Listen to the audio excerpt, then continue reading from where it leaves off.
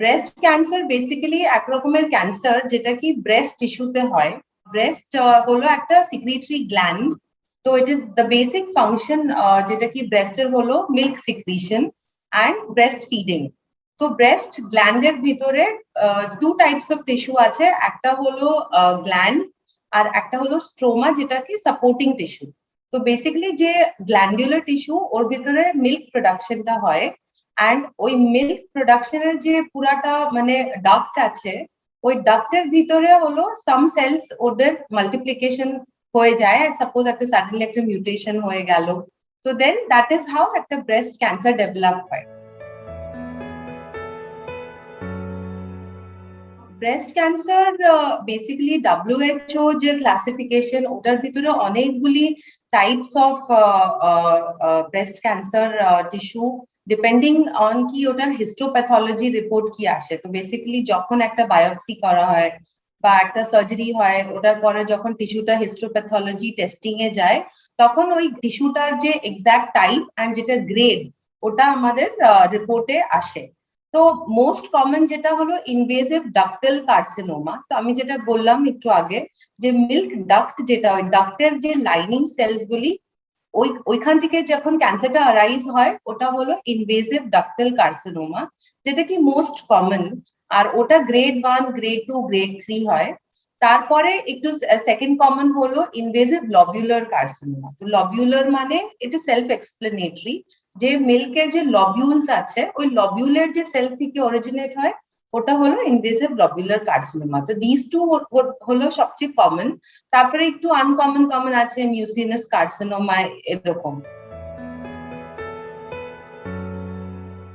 Breast ক্যান্সারের অনেক it's a very হেট্রোজিনাস cause, কিন্তু মোস্ট কমন হলো এজ। তো যে কোনো ক্যান্সার আমরা যদি দেখতে যাই, ওটা এজ রিলেটেড। কেন এজ রিলেটেড?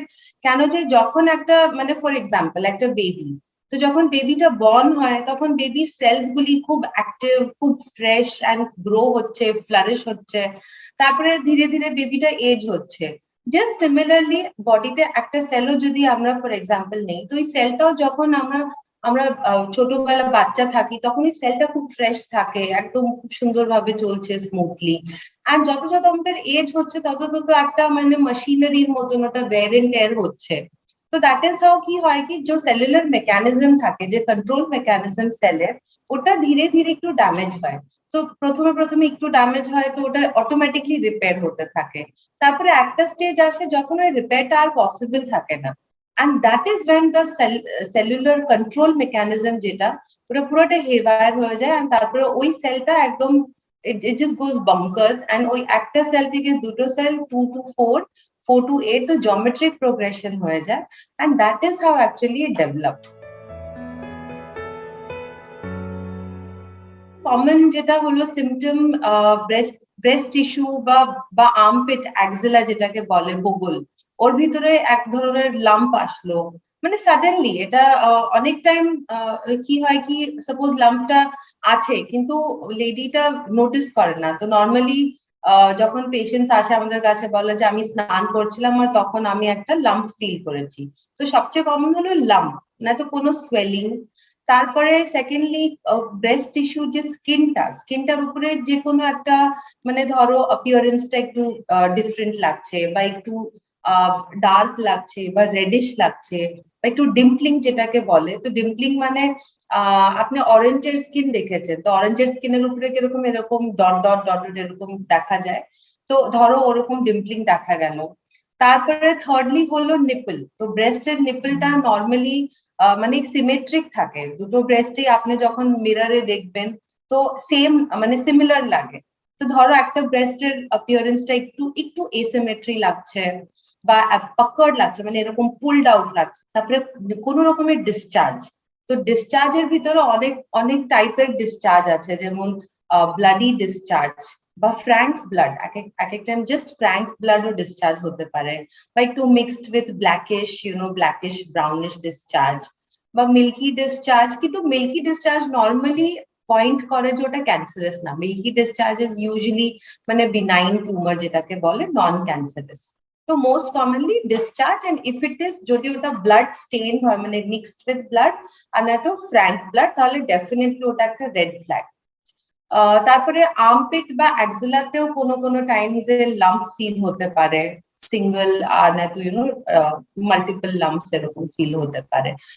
তো এগুলি হলো সবচেয়ে কমন সিমটমস। আর যখন একটা লেডি এরকম কিছু এক্সপিরিয়েন্স করে, ইউ আর সাপোজ টু তোমার ফ্যামিলি ডক্টর বা তোমার যে কোনো এক্সপার্ট ডক্টর নিয়ার বাই ওনাকে যাকে দেখানো উচিত to get it properly examined, আর ওটা কোনো ইফ নিডেড যদি কোনো ইনভেস্টিগেশনস লাগে ওটা করে নিতে হয়। ব্রেস্ট ক্যান্সারের যেটা ন্যাচারাল হিস্ট্রি বলে, ন্যাচারাল হিস্ট্রি ইজ অ্যাজ আমি বলেছি যে cancer is a disorder predominantly elderly. তো এজ যত হবে তত যে পার্সেন্টেজ যে ক্যান্সার হওয়ার, ব্রেস্ট ক্যান্সার হওয়ার এটা ইনক্রিজ হতে থাকে। তো commonly around 50-55 years of age এটা খুব কমন প্রেজেন্টেশন।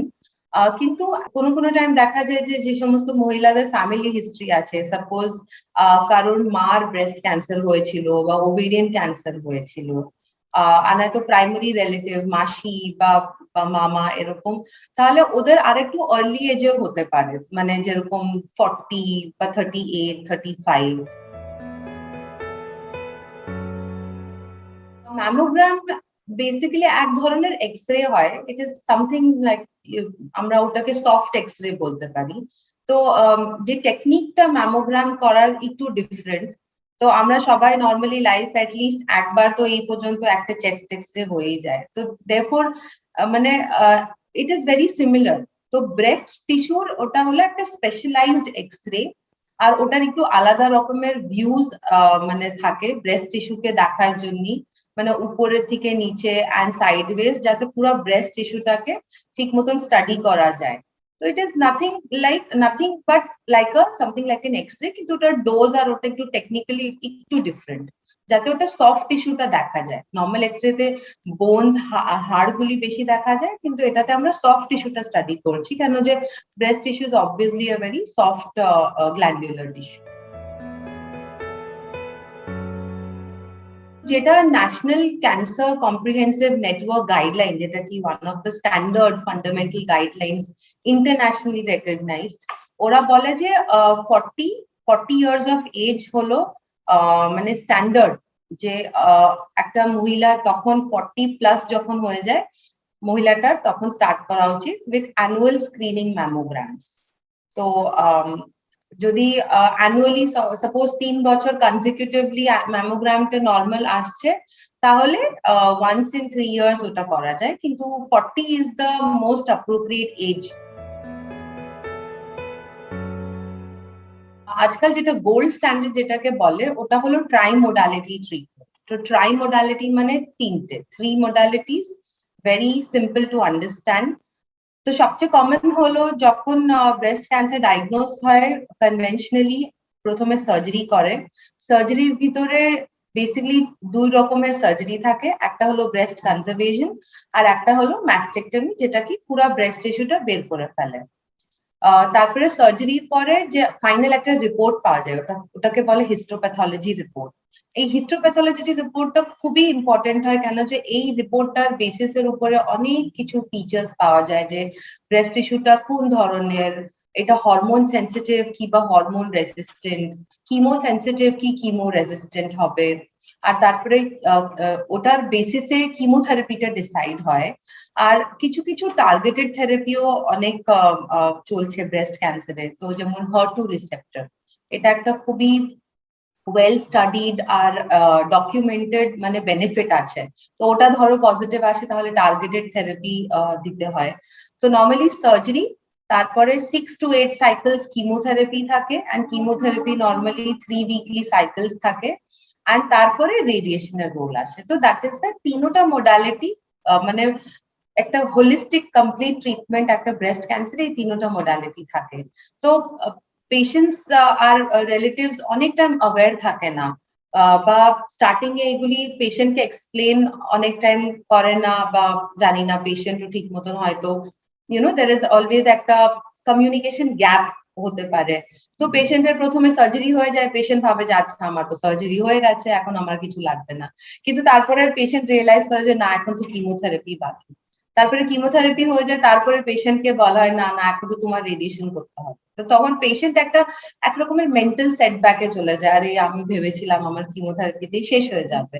তো that is the basic thing, কি তিনোটা মডালিটি একটা পারফেক্ট সিকোয়েন্সিং এ দিলে একদম সুন্দরভাবে ট্রিটমেন্টটা কমপ্লিট হয়ে যায়। ব্রেস্ট ক্যান্সারের অনেকগুলি কজেস আছে। তো একটা কজ হলো এজ, তারপরে সেকেন্ডলি হলো কোন রকমের ফ্যামিলি হিস্ট্রি ধরো যাদের আছে। তো এখন একটা মডিফাইবল থাকে, একটা নন মডিফাইবল থাকে। তো মডিফাইবল রিস্ক ফ্যাক্টর যেটাকে বলে, ওটা হলো আমাদের হাতে। তো ধরো লাইফস্টাইলটা খুবই ইজিলি কন্ট্রোলেবল। তো যারা ফিজিক্যাল অ্যাক্টিভিটি করে, যারা রেগুলার এক্সারসাইজ করে, ভার্সেস যারা খুবই সেডেন্টারি, যারা মানে যেমন মোস্ট অফ আস আমাদের ডেস্ক জব থাকে, তো আমরা বেশি মুভমেন্ট করি না। তো সেডেন্টারি লাইফস্টাইল হলো একটা রিস্ক ফ্যাক্টর। ওবেসিটি যেটাকে বলে, মোটাপা, ওটা একটা খুব বড় রিস্ক ফ্যাক্টর কি আগে যে ব্রেস্ট ক্যান্সার হতে পারে। তারপরে ডায়েটটা খুবই ইম্পর্টেন্ট। আজকাল আমরা মেট্রোপলিটন সিটিজে থাকছি, বম্বে, কলকাতা, দিল্লি। তো এগুলি খুবই হেভিলি পলিউটেড সিটিজ। তো আমরা যেটা খাচ্ছি ওটাও মানে অনেকটা, খাওয়ার ভিতরেও পেস্টিসাইড অ্যান্ড, ধরো চিকেন খাচ্ছি বা ননভেজ খাচ্ছি, ওটাও মানে ওর ভিতরে স্টিরয়েডস পুশ করা হচ্ছে, অ্যান্টিবায়োটিক পুশ করা হচ্ছে। তো বেসিক্যালি ন্যাচারাল ফুড যেটা আমরা, ওটা পাচ্ছি না। তো এর ভিতরে আমাদের হলো ট্রাই করতে হবে যত পসিবল ন্যাচারাল ফুড খাওয়া, হোলসাম ফুড খাওয়া, রিফাইন্ড আর প্রসেসড খাওয়া না খাওয়া। যেমন কি বার্গার, ফ্রেঞ্চ ফ্রাইজ, পিজাজ, এগুলো হলো সব refined and processed food. Processed meat যেমন কি সসেজ, সালামিস, এগুলি সব মানে হেলথের জন্য ভালো না। তো রাদার দেন দ্যাট, ওটা আমাদেরকে রিপ্লেস করা উচিত উইথ যেমন হোল গ্রেনস অ্যান্ড সিরিয়ালস, যেমন ওটস, দালিয়া, তারপরে নর্মাল যে আমাদের ইন্ডিয়ান ফুড, এটা খুবই হেলদি ফুড। তো উই শুড ইট ওগুলি। তারপরে ফিশের ভিতরে ওমেগা 3 ফ্যাটি অ্যাসিডস আছে। তো এই সমস্ত আমাদের বডিকে খুব হেলদি রাখে। তারপরে fruits are very integral. Fruits এর ভিতরে অ্যান্টিঅক্সিডেন্টস থাকে। অ্যান্টিঅক্সিডেন্টসটা কি করে, যখন আমি প্রথমে এক্সপ্লেন করেছিলাম যে সেলের মেশিনারি খারাপ হতে থাকে, তো যখন ওরকম ড্যামেজ হতে থাকে, অ্যান্টিঅক্সিডেন্ট গুলি যে ওটাকে রেকটিফাই করে দেয়। তো দেয়রফর আমরা যদি ডেইলি একটু ফ্রুট, ভিটামিন সি, আমলা এসব খেতে থাকি, তো আমাদের ওইসব প্রসেসটা ডেফিনেটলি একটু কম হয়ে যায়। তো এগুলো হলো আমাদের modifiable risk factor. Lastly, smoking and alcohol. তো alcohol is not good for health. Alcohol মানে একটা হ্যাবিচুয়াল ড্রিঙ্কিং প্যাটার্ন যখন হয়ে যায়, তখন it can be a risk factor কি লেটার অন লাইফে যে ক্যান্সার হতে পারে। And smoking also. তো এগুলি সব আমাদের কন্ট্রোলে। তো উই ক্যান অলওয়েজ, আমরা এই সমস্ত কন্ট্রোল করলে, আমাদের একটা হেলদি লাইফস্টাইল হলে, ডেফিনেটলি আমাদের chance of getting breast cancer অনেক কমে যায়। আর যেটা নন মডিফাইবল, দ্যাট তো এনিওয়েজ উই কান হেল্প ইট। অ্যান্ড ফ্যামিলিয়াল যেটা হলো, ওটা only anyways 5 to 10% breast cancer. 90-95% is always মানে যেটাকে বলে স্পোরাডিক মিউটেশন, ওটা র্যান্ডমলি হচ্ছে। তো হেলদি রাখার একটা তো আমি বললাম যে এই ডায়েটটা খুবই ইম্পর্টেন্ট। কেন, যে ব্রেস্টের যে ফিজিওলজি যেটাকে বলে, ব্রেস্ট ফাংশনিং, ওটা এর উপরে অনেক ডিপেন্ড করে ডায়েট। তারপরে এক্সারসাইজ, তারপরে যেটা বেসিক হাইজিন, ক্লেনলিনেস, ওগুলি তো আছেই। অ্যান্ড দেন যে কোনো মহিলা একবার 40 ইয়ার্স হয়ে গেলে, মহিলাটার মানে ওর গাইনাক বা যে ফ্যামিলি ডক্টর বা the doctor whom she regularly visits, ওনার কাছে যে একটা রেগুলার ক্লিনিক্যাল এক্সামিনেশন করা উচিত। তারপরে সেলফ ব্রেস্ট এক্সামিনেশন, এটা খুবই ইম্পর্টেন্ট ফর ব্রেস্ট ক্যান্সার, যে আর্লি ডিটেকশন। তো সেলফ ব্রেস্ট এক্সামিনেশন মানে নিজের ব্রেস্টটাকে নিজেই এক্সামিন করা, যেটা কি মান্থলি করা উচিত। এটা অ্যাজ এ রুটিন মান্থলি করা উচিত। অ্যান্ড নর্মালি বেস্ট টাইম হলো যখন পিরিয়ডস আসার একটু আগে, মেন্সেস আসার একটু আগে বা পরে, তখন করা উচিত। তো এগুলি হলো মানে ভেরি কমনলি টেকেন স্টেপস, কি যাতে ব্রেস্ট তোমার হেলদি থাকে বা কিছু abnormal হলে তাড়াতাড়ি ডিটেক্ট হয়ে যায়। বেসিক্যালি সেলফ ব্রেস্ট এক্সামিনেশন হলো যে নিজের ব্রেস্টটাকে নিজে এক্সামিন করা, যেটা কি মান্থলি একবার করা উচিত। তো তিনটে পজিশনে করা উচিত, একটা হলো স্ট্যান্ডিং পজিশনে, একটা হলো সিটিং পজিশনে বসে থেকে, আর একটা হলো লাইং ডাউন মানে বেডের উপরে এমনি শুয়ে। তো বেসিক্যালি হাতের যে ফ্ল্যাটটা, এই ফ্ল্যাট সারফেসটা, এই ফ্ল্যাট সারফেস থেকে পুরো ব্রেস্ট টিস্যুকে ওয়ান বাই ওয়ান ওটাকে প্যালপেট করা, যেটাকে এমনি এমনি ফিল করা, এটা করতে হয়। তো লেফট ব্রেস্ট কে right hand and right breast কে লেফট হ্যান্ডের সাথে বেসিক্যালি। তো পুরো ব্রেস্ট টিস্যুটাকে ইয়া তো সার্কুলার প্যাটার্নে দেখা উচিত, মানে ইন সার্কেলস, তাকি কোনো ব্রেস্ট এরিয়া যেটা কি ওটা মিস না হয়। আর নয়তো লঞ্জিটিউডাল মানে এরকম স্ট্রেট লাইনসে, আর নয়তো হরিজন্টাল।